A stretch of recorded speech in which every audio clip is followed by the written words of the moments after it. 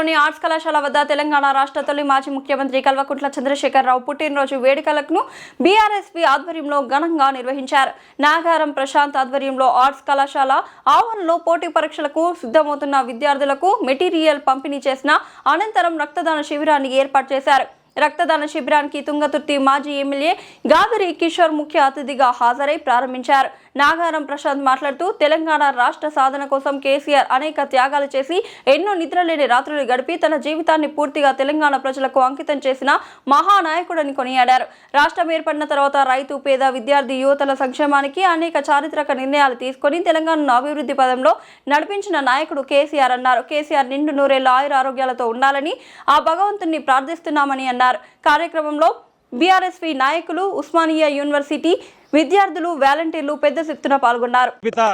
తెలంగాణ తొలి ముఖ్యమంత్రి కల్వకుంట్ల చంద్రశేఖరరావు గారి జన్మదినాన్ని పురస్కరించుకొని ఆర్ట్స్ కళాశాల వేదికగా ఉస్మానియా యూనివర్సిటీలో బీఆర్ఎస్పీ నాయకత్వం మొత్తం రకరకాల ప్రోగ్రాంలకు ఈరోజు పిలుపునియడం, ఆ కార్యక్రమంలో నన్ను ఆహ్వానించి నన్ను కూడా భాగస్వాములు చేసినందుకు అందరికీ హృదయపూర్వకంగా ధన్యవాదాలు తెలియజేస్తా ఉన్నా. ముఖ్యంగా ఈరోజు చేసినటువంటి కార్యక్రమంలో కేసీఆర్ గారు వారు ఆరోగ్యాలతో ఉండి ఈ తెలంగాణ రాష్ట్రం భ్రట్టుపరిచినటువంటి కాంగ్రెస్ పార్టీ రేవంత్ రెడ్డి బారి నుంచి బయటపడేసి మళ్ళీ తెలంగాణను గాడిలో పెట్టాలంటే అది కేవలం కేసీఆర్ గారితోనే సాధ్యమవుతుంది. కాబట్టి వారు ఉండి ఈ తెలంగాణ ప్రజల ఆకాంక్ష మేరకు మళ్ళీ అధికారంలోకి వచ్చి ముఖ్యమంత్రిగా సేవలు అందిస్తూ రాష్ట్రాన్ని బాగుపరచాలని చెప్పి ప్రజలందరూ కోరుకుంటున్నారు. మనం జరిగినటువంటి ఎన్నికలలో కూడా మనకుండే షేర్ వాల్యూ, మనకుండేటువంటి పర్సంటేజ్ ప్రతిపక్షంలో ఉన్నప్పుడు మనం చేసినటువంటి కొట్లాటను చూసే ప్రజలు కూడా మన గౌరవప్రదమైనటువంటి ఓట్లను చూపించి కూడా మీ పక్షాన మేము ఉంటామనేటువంటి దాన్ని కళ్ళ ముందర చూపించారు.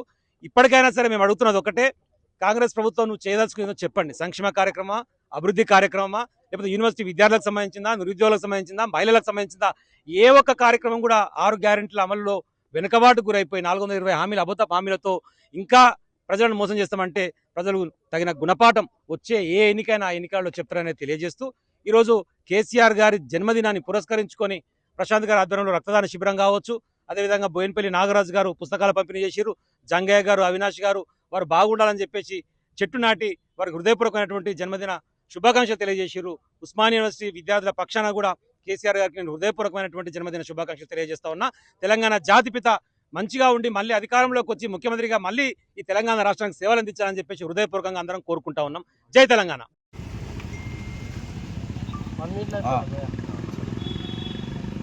ఈరోజు తెలంగాణ చరిత్రను తిరగరాసిన మహానాయకుడు, తెలంగాణ జాతిపిత, తెలంగాణ తొలి ముఖ్యమంత్రి కేసీఆర్ గారి జన్మదినం సందర్భంగా ఉస్మానియా యూనివర్సిటీ ఆర్ట్స్ కాలేజ్ పరిసర ప్రాంతాల్లో ఈరోజు మెగా రక్తదాన శిబిరం, అలాగే బుక్స్ పంపిణీ, గ్రూప్ 1, గ్రూప్ 2 చదువుకునే విద్యార్థులకు బుక్స్ పంపిణీ, అలాగే కేక్ కటింగు మన బీఆర్ఎస్ విద్యార్థి విభాగం తరఫున పెద్ద ఎత్తున నిర్వహించుకోవడం జరిగింది.